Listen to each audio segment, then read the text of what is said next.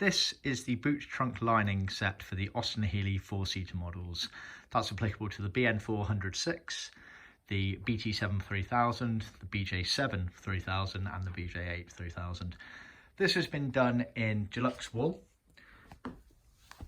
So it's a densely packed pile, wool carpets on a rubber backing, extremely premium automotive carpet this. Originally they would have left the factory in Armacord, which is a ribbed PVC material with a felt backing to it. More often than not, in fact the majority of them would have been black Armacord. Some of the 104 seem to have left possibly with coloured kits, which we can offer, so see our website for more details. There is also another video showing black Armacord, which was by far and away the most commonly seen. So this kit is laid out roughly how it sits in the car, but obviously when it's all in there you're having things on the vertical, etc., so condensely packed in there. But imagine I'm stood at the back of the car looking forward. This is roughly how it goes. So what we've got here at the back, this bit goes on the vertical. It's effectively the kind of rear valance, so the opposite side to where the number plate goes, and you get one piece like that. Has binding on most of the edges there. I'll go over the binding a bit later in the video. You then get a left and a right of these parts here. Now they are down in the recessed area of the left and right edges of the car. Almost creates like a little shelf area down in those wheel well sort of areas of the car. This main piece, this is obviously the main bit that you actually see, and it's got some edging and some sewing to it. So you can see here the slit with the edging there, as well as this bit here. It allows it to bend down and fall down. So this area here and this piece here very much intertwine with one another as it sort of bends down and around, etc. But this is the main boot mat floor, etc., that you effectively see when it's all laid out in the car. Moving further forward up here, you have the rear bulkheads. This is on the vertical, so you kind of see this dead ahead, and the opposite side of that would be obviously where the rear seat is in the cockpit of the car. On the left here, these are, imagine they're up on the vertical like this on the side of the car. So you get a pair of those, and again, so it semi-intertwines with this sort of area here, but they're on the vertical, and that curve there is obviously for the wheel arch wing. This piece here is literally on the wheel arch wing, so it sort of bends around and covers some of that area there, and again sort of intertwines with this space here. Other side, very similar, although different shapes again. Imagine it's on the vertical on the side of the car. And then you have this piece here.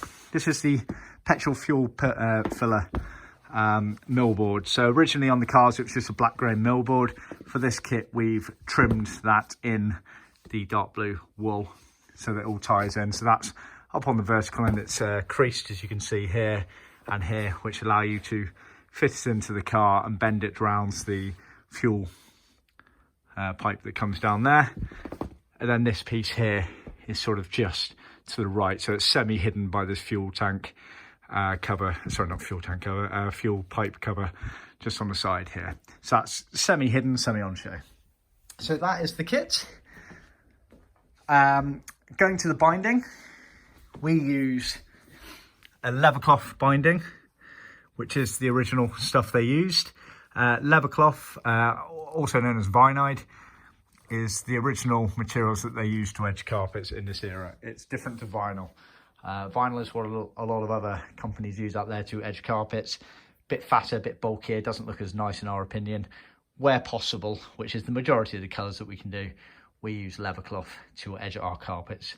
One, because it looks nicer, and two, it's the exact original stuff they used back in this era of manufacture.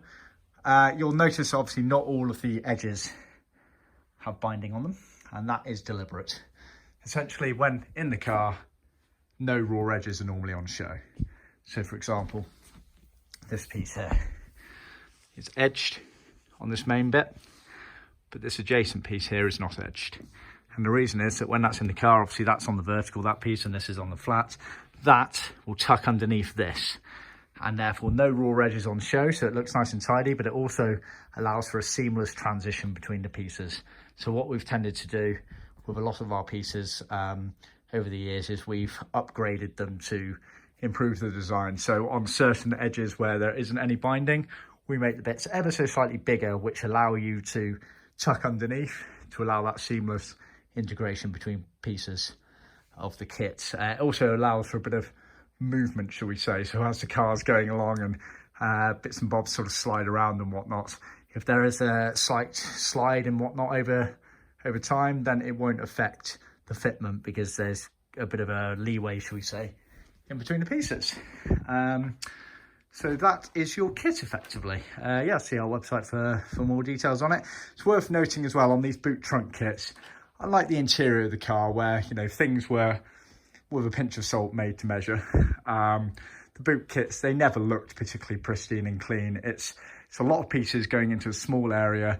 They perhaps didn't give it the same amount of thought as the rest of the car. Obviously, you normally end up with a spare wheel planted in the boot trunk area as well. So although they look nice when they're done, they're never going to be exactly pristine, not like the interior of the car where everything lays in quite nicely. You do get some sort of bits where it's clumped up and going around sharp angles, and there's a lot of material going around. So bear that in mind. I mean, you want to be making it look good, but you're never going to get an absolute pristine finish like the interior of the car. So just bear that in mind.